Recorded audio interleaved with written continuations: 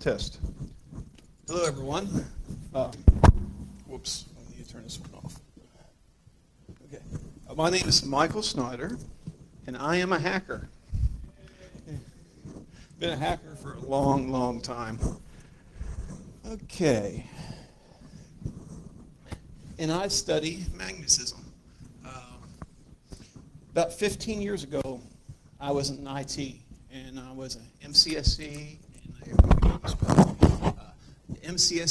and I was also a CCSP.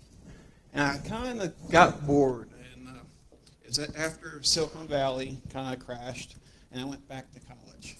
I started studying physics, and that's what I do now. I'm a physicist, and also a hacker. Okay. What is magnetism? Will Pig actually gave me this topic. I think he picked it out of thin air, and I said, okay, I can do that. So it's going to take a little bit of time. Feel free to ask questions. Is there anybody that studies quantum mechanics in the room? Good. I don't want to cause anybody any undue mental stress. Is there anybody that studies chemistry? Cool. I'll have a few slides for that later, too. Okay, let's just get started. Okay, this is my outline. What is a dipole? It's two poles or charges. We'll go through that. Part one, what is magnetism? Quantum spin is the mother of all magnetism. Part two, modeling of magnetism, and that's direct Coulomb summation. That's what I do. And part three is viewing magnetism, and that's the ferrofluid cells that you saw last year. And what I'm going to do is I'll just add some more slides to what I did last year. Okay, what is a dipole? It's two poles or charges. Now, one thing should be noticed here is I can answer this question very easily, but I can't answer what is a pole. I'm going to turn this off. I keep hearing feedback.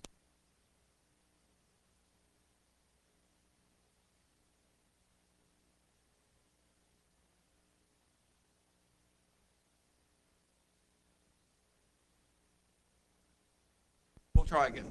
Okay, what is a dipole? It's two poles or charges. Now, I can't answer what is a pole. It would take all day, but I can explain what is a dipole.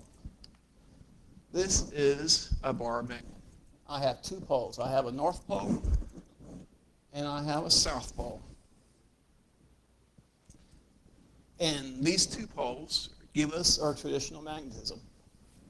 And of course, we have iron filings around the magnet, and these are called traditionally your B field lines.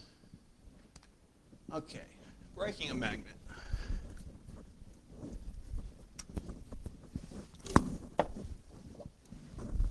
If we take a magnet and we break it in half, we go from 2 poles to 4 poles. And if we break it again, then we go from 4 poles to 8 poles.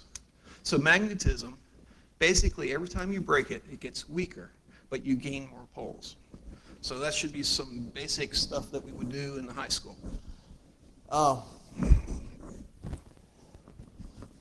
Notice that you can keep going and going and going, but at a certain point, it will stop, and at that point, it's called a magnetic domain.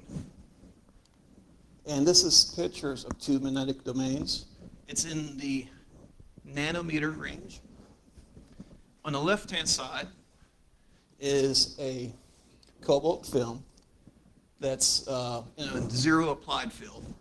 So basically, the magnetic domains go randomly and self-cancel the poles. On the right-hand side, we have an applied field. So the cobalt film is aligning itself. And we can imagine that each one of these little tracks going left to right is a dipole. So we have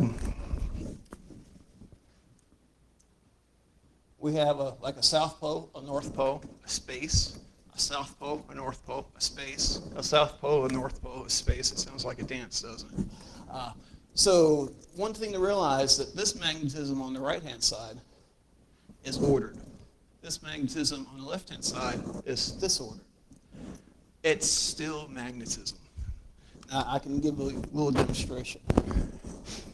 Okay, I have a magnet. It's pretty strong, as magnets go. If I break it apart and drop it in this little 2-liter container I have, magnetism will disorder, and it will go into the lowest energy configuration. So what I had was a strong magnet. Now what I have is disordered random magnets. Now this field has greatly dropped. It's still there. There's still a leakage field. But earlier, if you could have detected this field at the end of the room, at the back of the room, now you can't because it's canceled itself out. Now how do I make a permanent magnet? Well, what I would do is I would take a very strong magnetic field and apply it to this, and it would straighten itself out. It would align itself. And then I would pour epoxy in here and let the epoxy set, and that would be a permanent magnet. All permanent magnets are made this way. It's at a nano level, but it's the same thing. We align dipoles, neodymium magnets, for example. We align dipoles. We heat the material. We let it cool below the Curie temperature, and it becomes a magnet until you reheat it or break it again, and you lose some domains. Alignment is what I'm trying to say. Okay. One of the biggest magnets that we know of, Earth. We have a North Pole and we have a South Pole. I think everybody agrees that Earth is a magnet. It's also a dipole.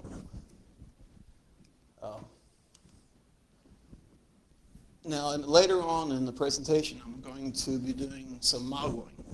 And this is the model I use. I have a North Pole. I have a South Pole. I have a center of mass. So that looks just like the Earth. There's no accident here. That's basically where this model comes from. Okay. Now, let's jump to quantum mechanics. This is an electron in quantum mechanics. On the left-hand side is spin down. On the right-hand side is spin up. Notice that they don't have a magnetic field here. They don't have a North Pole and a South Pole. What they have is mu, which is a magnetic moment. Now, what happened to these poles? Well, nothing happened. They're still there. Around 1900, we stopped doing classical mechanics, and we started doing, well, say 1910, 1920, we started doing quantum mechanics. Well, quantum mechanics, it turns out that this magnetic vector, this magnetic moment's a lot easier to calculate than keeping up with two charge locations, two pole locations. So we switched over to magnetic moments.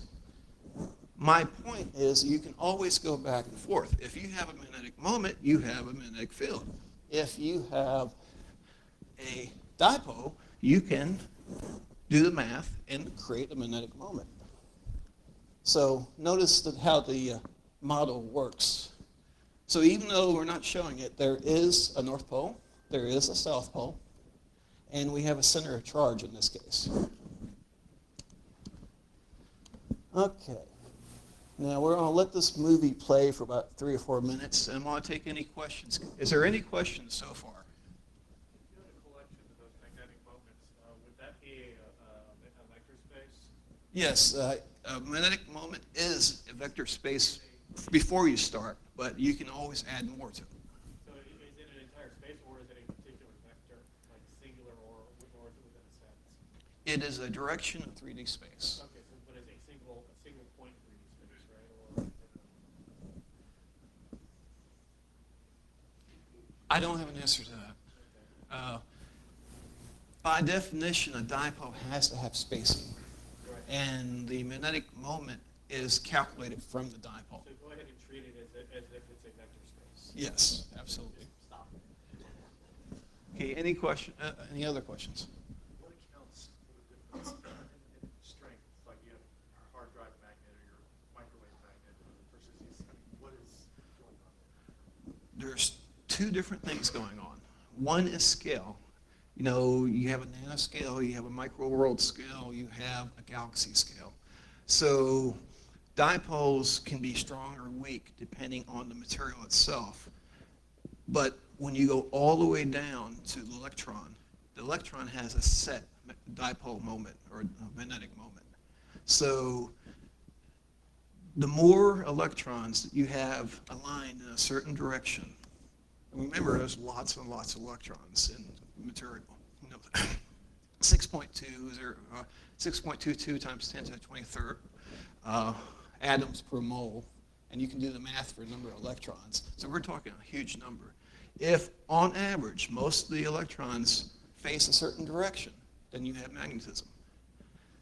And, you know, different materials have a different ratio of alignments that's possible. Does that answer your question? Any more? I'm trying to square this with the idea of electron cloud. Metallic Right. substance is going to have a cloud of Right. electrons. I agree. And it seems to me that contradicts what the idea of electron I will address that in a later slide. Your initial conception there is correct, but there's a little bit missing, and I'll add it to it. Okay. This is my modeling. Each one of these models are not one dipole string. It's millions and millions and millions of dipole strings. I use NVIDIA CUDA cards. I program in the CUDA language. I literally have a array of 321 by 321 by 321, and that's 33 million points. So I'm calculating for every frame in this video, 33 million points. Then I'm sending it to a program called POV-Ray, and POV-Ray is showing it what the field looks like. Yes. So basically, I'm taking this huge data set of vectors. I said, POV-Ray, please just show me this. And this is what it shows me. The different colors are different potential energies. I'm a physicist. I like potential energy. The white dots are showing us the B field lines. And we'll show different configurations. Oh. Back, well, let's just go back. B field. Oh, okay. Yeah. So the white dots are basically, no, there's another name for that. It's also called streamline. So in vector space, if you have a streamline, it looks very much like a magnetic field. So that's how I actually calculate that. Okay, we'll go to the next section. Part one, what is magnetism? Quantum spin is the mother of all magnetism. And here's some big claims, but I can back most of these up. Electrons, protons, neutrons are fermions. That means they have a quantum spin of 1/2. You and the person next to you and the person next to you, that person are made of fermions. Now, it just happens to be that all fermions have a magnetic moment based on quantum mechanics. And it just happens, whoops, yeah, I said that correctly. And it just happens that all fermions have quantum spin. Now, there is a relationship here, but most people never say the obvious thing. Magnetism equals quantum spin. They're directly related. If that's true, then you have to prepare it to be able to measure the initial. When you're measuring quantum spin, you have to prepare for the state before you can measure it. Well, How and does that work? I actually worked backwards. Yeah. All fermions have magnetic moments, therefore all fermions have magnetism. And then also all fermions have a spin of 1/2. So these two relationships must have some kind of correlation. Okay, now you actually hit on something. If I put that on a test, I'm in grad school, if I put that on a test, they would fail me. You have to say it a certain way. You can say that magnetism and quantum spin are functions of each other, and then they'll give you a passing grade. No, that seems kind of silly, doesn't it? You know, it's.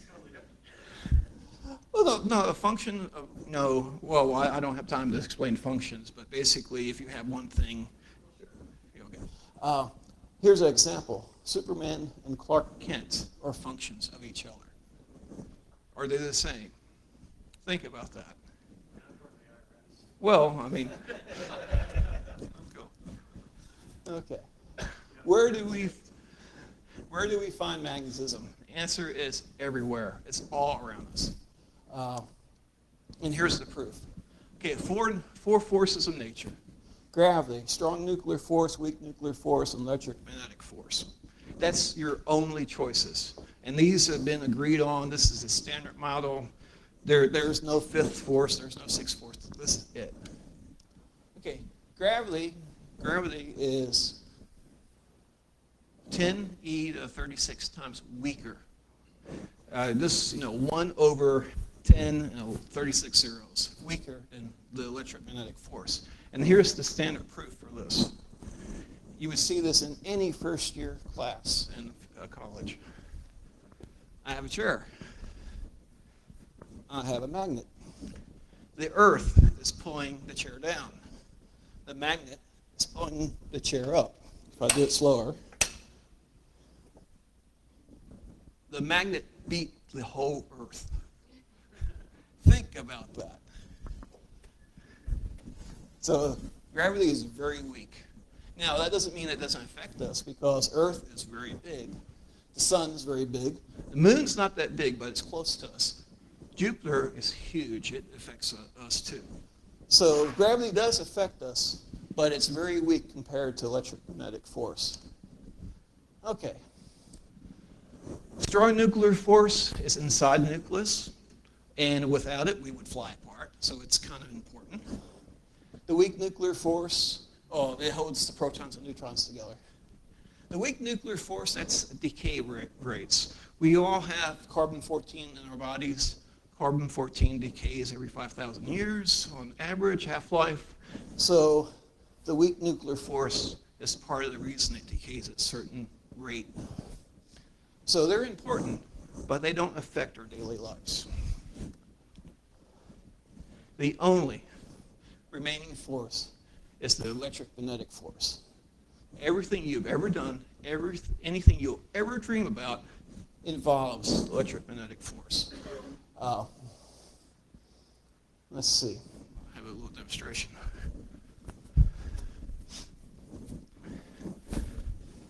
The force, Luke, the force. Okay. The electrons in my hand, or I have atoms and molecules, and the electrons are going around the atoms and molecules. They are repelling this lightsaber, and that's how I'm holding it. We don't need, let me see, those electrons and how they align themselves are holding this whole thing together. And, I have a point, but I'll make it in a second. So we don't need some mysterious force to explain the universe or to believe in. Just basic electromagnetic force is more out there than we could ever imagine. Our reality is literally electrons flying around. And remember, every electron has a charge, and every electron has a magnetic field. So that's everything. I had a question about chemistry. What's the two types of bonds in chemistry? Ionic and covalent. Can you show me where that is in here? We have ionic, which would be electric. Covalent has to be, now remember, you're talking about both two things at the same time, but covalent bonds are based on magnetism. There's no other choice. There's no other way of looking at it. Okay, so let's jump into modeling. We had dipole chain. So a bunch of dipole chains produce a magnet. So this is a bunch of dipole chains. In this here, I'm showing the potential energies. Basically, we have a north-south, north-south, and this is potential energy of the acceleration around the magnet. When I started doing this modeling, we had did something in like 1910, 1920. We had followed a convention. Nobody wanted to do calculations for north-south, north-south, north-south, north-south. And you can imagine doing these things by hand. So they made a substitution. They said, well, this dipole string is the same as a big north on this end and a big south on that end. It seems completely reasonable, right? Just one little small problem. I do experimental physics, and when I started using just a big N on one end and a big S on the other end, none of my calculations matched my experiment. I thought my experiment was wrong. No, it wasn't my experiment was wrong. My modeling was wrong. As soon as I put all these extra north-souths in, my modeling matched my experiment. Okay, so back to our thousands and thousands of little dipoles making a permanent magnet. Okay, electric current. This is where it's going to get a little bit more interesting. Okay, most people know the right-hand rule. You point your thumb in the direction of the current, and your fingers show the B field lines. Okay, now this B field of electric current goes in a circle. It's also called a radial transverse or tangential. Most of the stuff, if you read it from the 1800s, says radial transverse. Now, how could we make a circle of magnetism? Well, we could just take our dipole chain, and we'll put one this direction, one that direction, one that direction, that one direction. It's a closed loop. So we have our dipole chain. Now, let me grab another prop. Magnetism of a dipole ring. I give you a dipole ring. Think about this. If I open it, I have a traditional magnet, which is pretty strong. If I close it, I greatly weaken it because it's going all the way around, but it's still this magnetism. If you start at a certain point, you go around, around, and around. It goes around forever. Now, even though this is weaker than it was before, it's still a magnet. It still holds. So it still has a field. Okay, another dipole ring. Now, real world data. This is a wire carrying current, and we have iron filings. And hey, those iron filings are in circles. Now, I wonder how that happened. This should be self-evident. Every iron filing is an induced dipole. As soon as you put it in the field, the iron ferromagnetic material becomes an induced dipole. It aligns itself in a circle. Oh, let's go back one. The current in the wire must be the same thing because it's a circle. So the only way to get that is having dipole rings stacked on each other. And that will produce a radial transverse field. Now, here's a video, and I'll go ahead and take questions while the video's playing. Any questions? Okay. So I'll go ahead and create a question. Why haven't you seen this before? And the answer is, I'll start the video again. The answer is why you haven't seen this before is this approximation. The big north, big south. Notice there's no way to make a big north and a big south to go in a circle. So you really have to go back to a dipole chain to make this work. I'll let the video play now.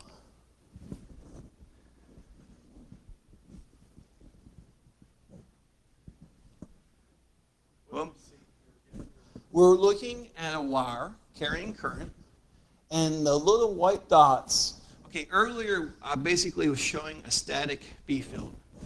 The problem with showing the static B field in this video is it would just be big circles. You won't see anything. The whole thing would be white. So what I did was I put a bunch of magnetic dipole rings, and I told the computer to plot the fields around the dipole ring. And when it calculates the fields around the dipole rings and puts the B field lines into from the program, they go in circles, which should be completely obvious. So we're looking at, now I'm taking this data set, I'm giving it to POV Ray, and POV Ray saying, hey, these fields look like circles. Or actually, it's your brain saying it looks like circles. POV Ray doesn't care. Now, I could let this video play, but I only have a limited amount of time, and I'm sure you guys don't want to see everything. It's online. Oh, right here. Two attract each other. See the two, I'm going to have to show that to you later, but basically one dipole is opposite the other dipole. And where you have a north, you have a south, and where you have a south, you have a north, and they pull each other together. And when they repel, you'll have north versus north and south versus south, and it pushes it away. Okay, this is online. I have a YouTube channel, so there shouldn't be any problem finding this. I'm going to go ahead and go on. Okay. I know we have some programmers in here, so maybe we can look at a little bit of math and a little bit of programming. Okay, I use this equation. This is Coulomb's law.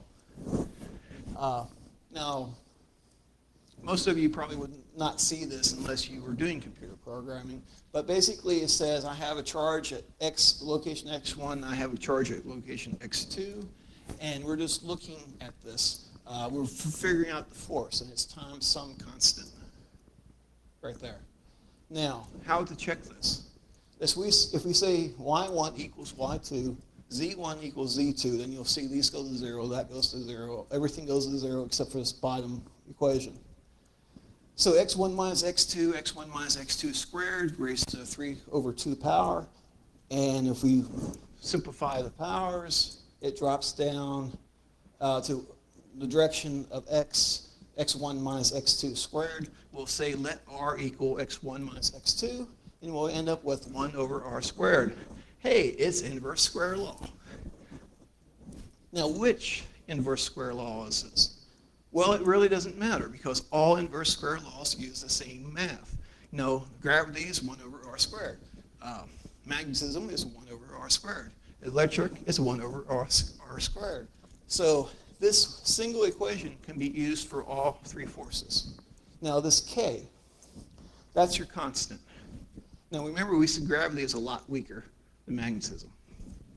So when we're talking about gravity, this K is very small. When we're talking about magnetism, this K is very large, and so forth. One quick question, it's probably yes. That inverse, would that work on mechanical waves, barring a million other factors? Yes, the reason being anything that's 1 over r squared. Remember that mechanical waves come from inverse square laws. That's what I figured. Yeah. Just wanted to make sure I was wrong. Yeah. So yeah, anything that deals with physics and inverse square is you can use this equation for. Okay. So this is a video card. This is an NVIDIA video card. This is a low-level logical drawing. You can see the L1 cache, the L2 cache, the front side bus. The SP is stream processors, I believe. And NVIDIA video cards have anywhere from, they used to have hundreds of processors, and now they have thousands of processors. Recent releases.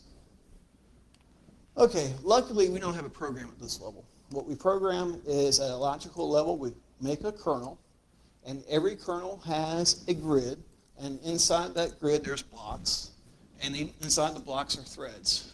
So this is your standard, one thing inside another thing, logical layout. I should stress that when you're using video cards, every thread has the same program. Think of a million not Larrys next to each other.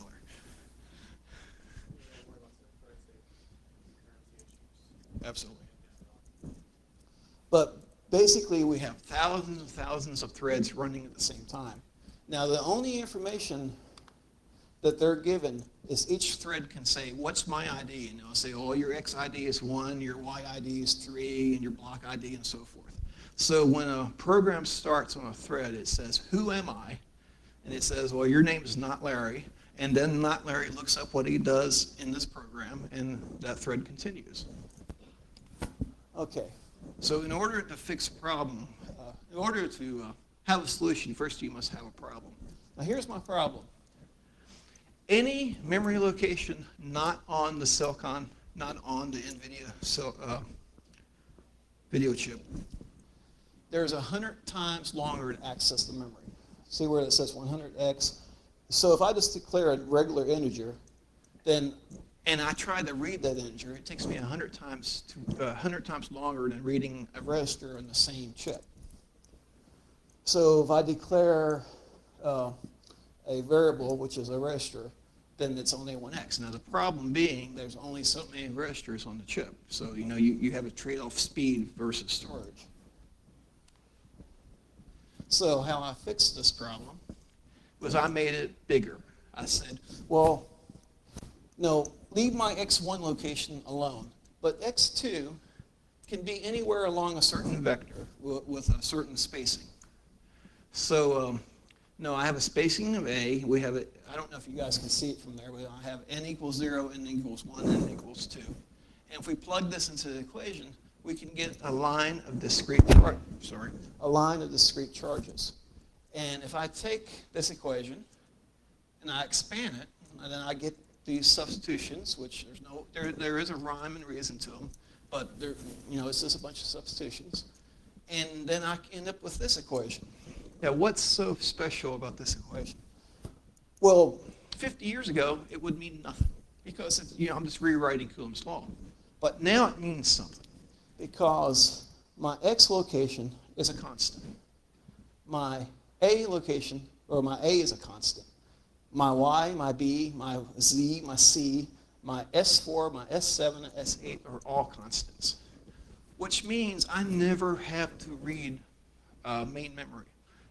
Everything I need to calculate is in register memory, and I never go to the memory bus. Therefore, I can run this very, very quickly. This is called a discrete line of discrete charges. Okay, a little bit of programming. I won't get into this. If anybody wants to talk about this, I'll bring it up later. I'll show you some interesting spots. This is where it figures out who it is. Your program starts, and it says, who am I?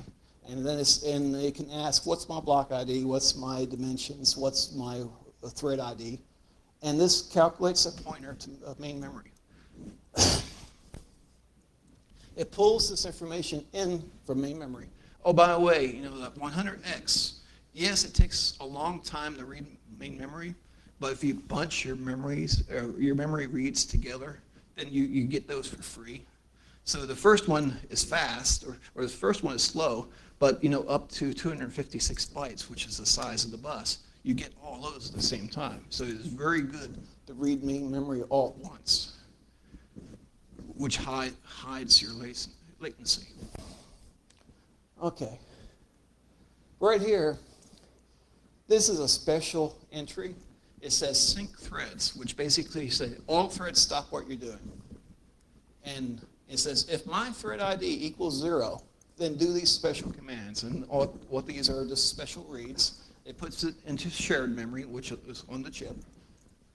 And then after it puts all this information into shared memory, then it says sync threads again, which basically restarts all the threads. So this is like a timeout. Everybody stop what you're doing. You do this. Then it says, well, after you're done, everybody start it again. And the magic thing about shared memory is every thread can read it at the silicon speed. Okay, just more housekeeping. This is the money shot of everything I've shown you. This is actually where it all comes together. This little loop, assume this line goes on for 20,000 charges. This loop executes 20,000 times. Floating point, absolute floating point is in silicon. It's a silicon function. The Greater than 0 is in the silicon, is a silicon function. Inverse square root, again, silicon, it's in the silicon. Reciprocal, it's in the silicon. Everything in this loop is programmed in the silicon. So I'm basically running, now if it takes 100 clock cycles to read a memory location, each one of these silicon operations are 6 clock cycles. So this thing can literally run faster than you can read from the main memory. And you know, if you're doing 20,000 charges, it happens faster than you can hit the enter key, basically. Okay, some more stuff, and that's the end of the modeling. And I'm glad I have this many people that made it through it. Okay. I have a question. Sure.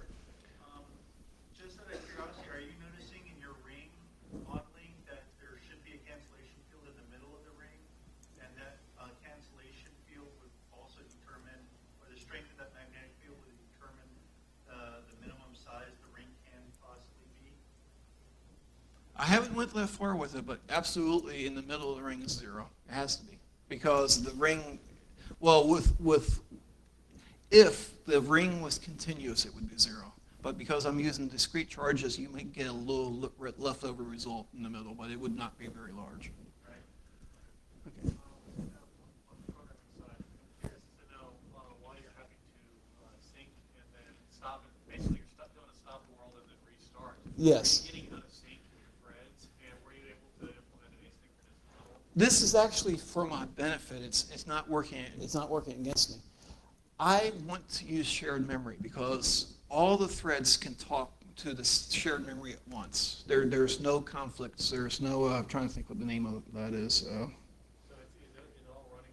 It's all current. A non-blocking switch would be Not blocking. the shared memory is non-blocking. So what I do is I take all the stuff that I need. I read it at once, and I stick it into non-blocking memory, and then I say start, and all the threads can access it as needed. Oh, so you're only doing this the first time. This isn't, you're not doing Yeah, this. this is priming the pump. Oh, okay. Then we're letting the pump run. You were stopping and starting threads in midstream. No, once the threads start, they're gone. They do their thing, and they don't stop. In fact, you can see this. This is a accumulator. It's basically just adding up. And at the end, it sticks it into QLM and so forth.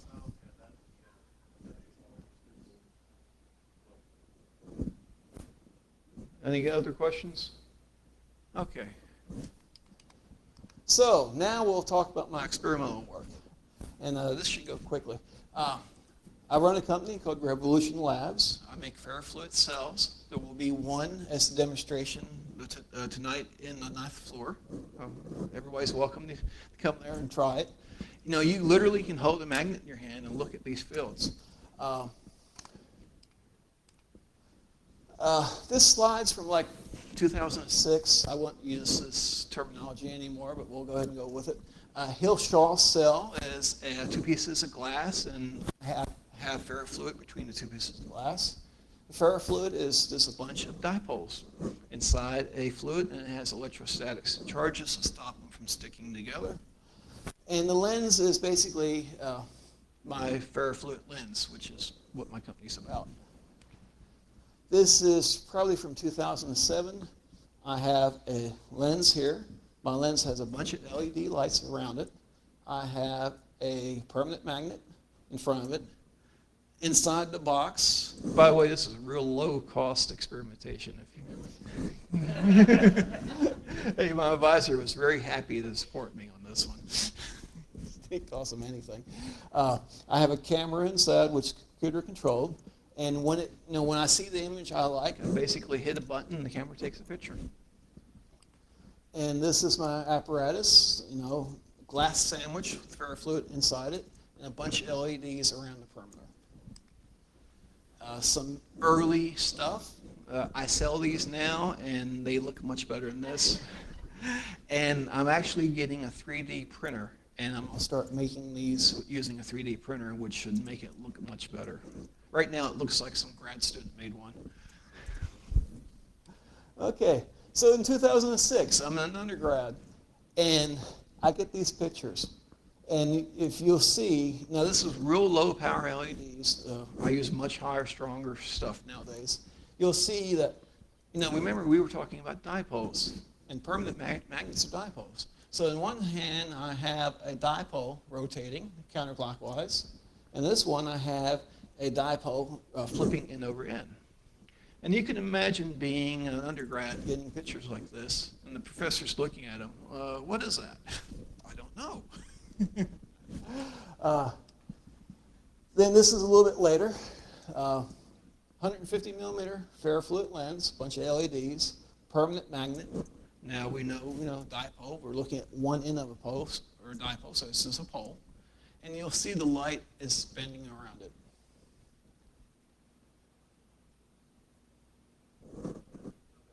Sure. Could you use this technology to actually visualize a radiation pattern on an antenna? No, only because of strength problems. These permanent magnets, I only can use permanent magnets because they're strong. They're in the Tesla range, which is about 2,000 Gauss at the field. Gotcha. Okay. So yeah, if these were 1,000 years from now, when they really develop this technology, the answer is yes. But right now, they're just too weak. So you'll notice that this thing's real time, and the light is following the magnet. There's my dipole again, north-south. Now, I hope all this is coming together to you. Why did I learn how to model magnetism? Because my experiment made me learn how to model it. And why did I start using dipole strings instead of single dipoles? Because none of my pictures matched these unless I used dipole strings. Okay, this goes on for a while. Okay, here's some pictures. This is a single magnet on its side, which would be a dipole. This is three magnets on north, north, north, south, south, south. And notice how the poles join together. See, magnetism is very complicated. It's one of the reasons it's still not modeled like it should be is because, how do you model three poles joining together? It gets a little bit complicated. Okay, so if this is complicated, what is that, basically? I have a north-south, I have a south-north. Basically, I've twisted the field, and we will see lines crossing that twisting, and they go from like a north to a north and a south to a south. So I got a little X going on there. Same story, one more magnet. So north, south, north, south, north, south. So basically, let's go back. The same picture, except for the center magnet is flipped. And when that happens, it creates these two nodes that show up. And all the lines run through the nodes, which you can imagine is pretty interesting. Questions? So in the previous one, you just have a magnet ring. This one is just three magnets. Leave one before. Yeah, that could. Oh, That's just your. that's two. That's two. That's a north-south on one side and a south-north on the other. Yes? In your earlier experiment with the 2-liter jug and the magnet that broke up, what does that visualize as when you have a scattered magnetic field? I don't have any pictures in my slide, but basically you just have little islands of light that show up. Just it literally looks like just a stray field. Yes? The color LEDs more strike The LED, early on I tried lasers, and lasers just didn't work. This apparatus likes wide field or wide dispersal LEDs. So the more light I can pump in there, the better the image it becomes. Any others? Oh, the colors. Okay, you imagine being an undergrad student, and you come up with a picture like this that's all in color. And they say, well, that's just diffraction pattern. You didn't do anything. That's a diffraction pattern. I'm like, excuse me? So I went back and put colored LEDs in and showed that they were actually going side to side. No, there is no diffraction pattern. It goes from left to right in this kind of apparatus, or at least that's what I can believe. Okay, any others? I have a question that's not about this. Can you save it to the end? Okay. Okay, so let's go ahead and finish this. This is where I started. using MATLAB. And I said, well, MATLAB, I started using my little dipole tricks. And you'll notice that when I have a north-south, south-north, north-south, I do have these little, they call them saddles, hyperbolic saddles that show up. And the image, these little nodes are exactly the same spot. So, this is one of those cases where experimental evidence matches the calculation. Oh, this to make things fun. My LEDs never make 4 lines. They never make 3 lines. They make either 0, 1, or 2. Now, if they make 2 lines and you have a field that twists itself, you'll see the 2 lines come together, twist around each other, go through the hyperbolic saddle point, come out the other side and untwist. And I can prove that they come from a single LED because I never have a green twist. My pattern is green, blue, red, green, blue, red, green, blue, red. I never have green twist around red or blue twist around green. It's always red around red, blue around blue, and so forth. So each one of these pairs come from a single LED. And just to make things funner, if you take a ring magnet, which is magnetized through the thickness, it's very hard to model, which explains why I've started modeling.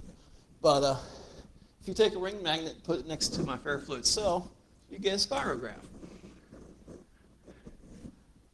How the hell you get a spirograph, I don't know. I've only studied it for 5 years. I still don't know.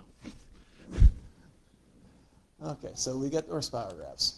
So that's a 2-inch ring. That's my fingertips and my hand. And that's, I actually submitted this to a art contest as a handy spirograph. As a close-up, that's 2 together. And this one is north-south. Okay. If I do the calculation of these ring magnets, they tell me the center points come closer together when they're attractive. And literally, you can see that my center points are actually moving in from the centers of the magnets. The next one's the opposite. This was north-north, and you see that my center points of the rings have moved out. They've moved away from each other, which is good because that matches my math. Also, we have this nice little feature in the middle. I can't explain it, but it makes a pretty butterfly. Yeah. Oh, mathematically it's there, but I don't know why this light. Remember, this light's coming into the cell and bouncing around and bouncing to the camera, and then you're getting the picture of the image is going to the camera, and it just chooses not to go to that point. Singularity, yes, absolutely. Okay, so here's a 3-inch one. Oh yeah, it gets more interesting. You take the red pill, you stay in Wonderland. You take the blue pill, and you see how far this rabbit hole goes. Okay, this is an 8-magnet configuration that I made for my thesis. These things are very strong, and I was putting a jig together, and my goal was to make a uniform field, and there's a way to use 8 magnets to make a uniform field. I screwed up. One of my alignments was wrong, and I never fixed it for this reason. Each one takes about 20 pounds force to put into the jig, and it makes it harder to put the next one in. Now, I'm a pretty strong guy, but when I got to magnets number 7 and number 8, I literally was using all my strength to get it into the jig. And once it went into the jig, I wasn't changing it. Just too much energy. That's like a big spring. So, where I should have had using, this is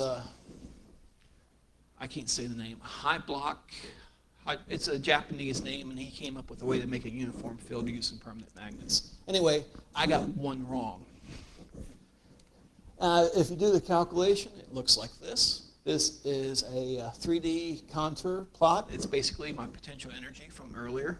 And you can see how far I've come. I used to calculate potential energy like this, and now I calculate potential energy for 3D space. So this is what it looks like in 2.5 degree space. And if we go one more, this is just a contour plot of the potential energy, the same thing as before. And the real picture, that's what I saw at 2 o'clock in the morning when I was working on my thesis. I saw my experiment staring back at me.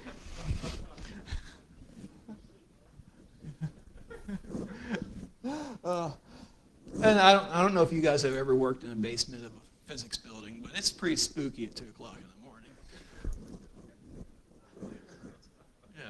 Yeah, we didn't see daylight very often. Okay. So the biggest question, talk about little magic points.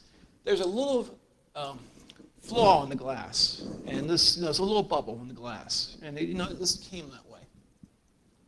And that bubble is reflecting light that's being transmitted in the glass, so it's just basically causing a little error in what you normally would see. But see this little error, this little spot, which is reflecting light.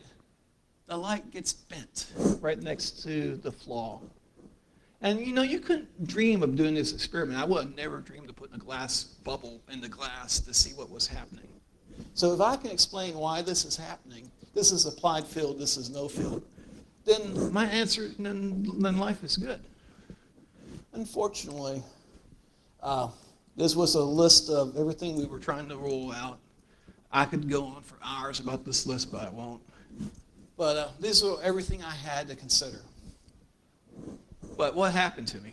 And this is where the story gets interesting. And it actually kind of applies to this group too. My advisor told me that they only can do research for things they understand. I took this highly personally. I'm like, how in the hell can you have something that looks like that, which has never been seen on the face of the earth in the last 3,000 or 4,000 years, and not want to study it? And, it probably took me 6 months to realize my advisor was right. And here's why. When you apply for funding, you're doing a grant application. There's 40 pages to the grant application. 20 pages of that grant application is asking, what do you want to study, how much money do you want, and how does it work? I don't know how it works. That's the reason I want to study it. You see this loop that goes on. So in most of our research universities, the only things that get studied or grants that can make it through some bureaucrat who doesn't want to lose this job. He doesn't want to waste the taxpayers' money. So he picks the sure choices. And the sure choices are the ones that they understand. So even though I took it personally, it turns out that's how the system really works. Now, how does that apply to us? Sure. So how do they learn anything new? I think I've made that point to my advisor. Any other questions?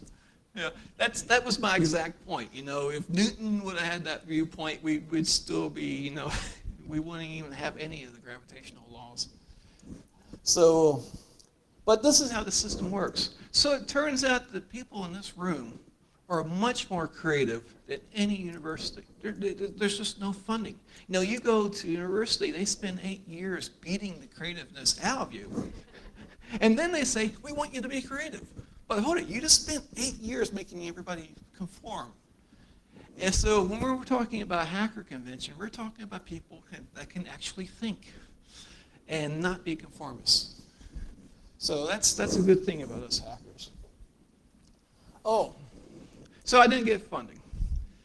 And I know lots of people that would be mad and want to burn the place down and say every bad word in the world. Can you imagine Will Pig if he didn't get funded? That'd be a bad scene. I didn't have any choice, so I started working on my modeling. And it turns out my modeling is probably just as good as my research. because nobody's done it before. So, sometimes life throws things at us, and we think we're getting screwed, but in some ways, it's actually working for our benefit. Now, funny story of how this turns out. I had submitted a photo to APS, and if anybody knows what the APS is, that's the American Physical Society, and it's basically takes over the whole world with physics. There's no other societies that match it. It's dominant. And they put one of my photographs on their website. So far, so good. I signed a blanket agreement so they can use it. They added it to one of their libraries, and I forgot about it. So imagine that was in 2010. I didn't get funding. In 2011, this shows up at one of the conventions. A graphics artist at APS grabbed one of my images and put it on the March meeting poster. This poster was seen around the world. So you have a guy who can't get an extra dollar to look at his experiment, and the whole world has seen my work. So karma's kind of an interesting thing, isn't it? So I'm actually quite happy that this happened. And that's it. Other questions?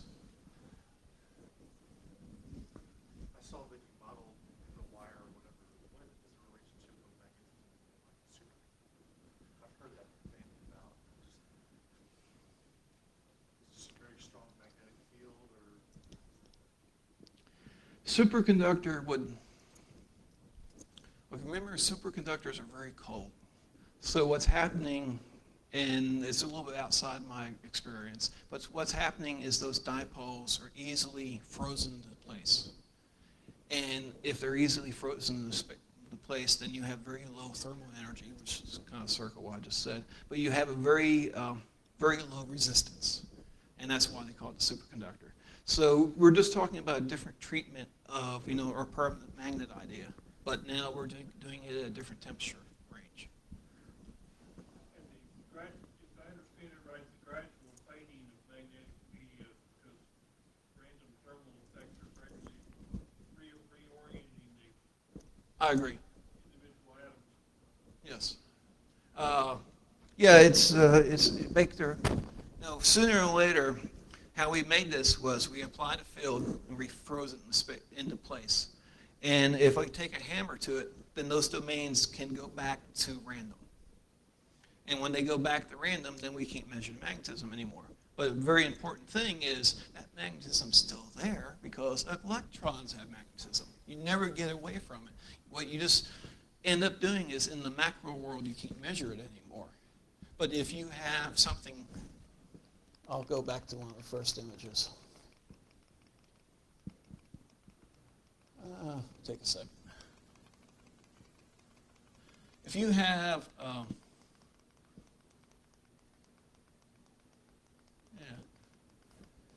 there we go.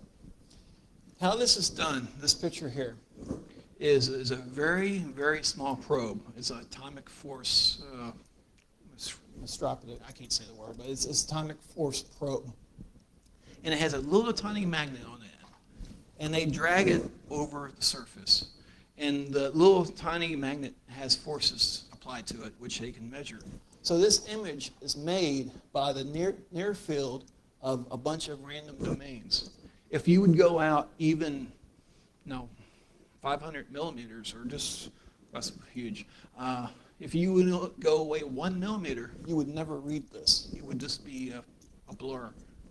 So when you get to micro world size, this film does not have a magnetic field. Of course it does, you just can't see it. Yes? You get the knife to ask my question, but it's always something I've wondered about concerning magnetic fields. When you're using an electromagnet to generate a magnetic field, and I'm in this in the room with an electromagnetic generating field, you're at that end of the room with some manner to detect that field. Right. When I turn off this field here, is there a way to measure the time that you're able to detect that I've turned it off? Meaning, is it instantaneous at both ends, or is it like light, where we can sort of It's measure the change? absolutely like light. All inverse square fields propagate at the speed of light.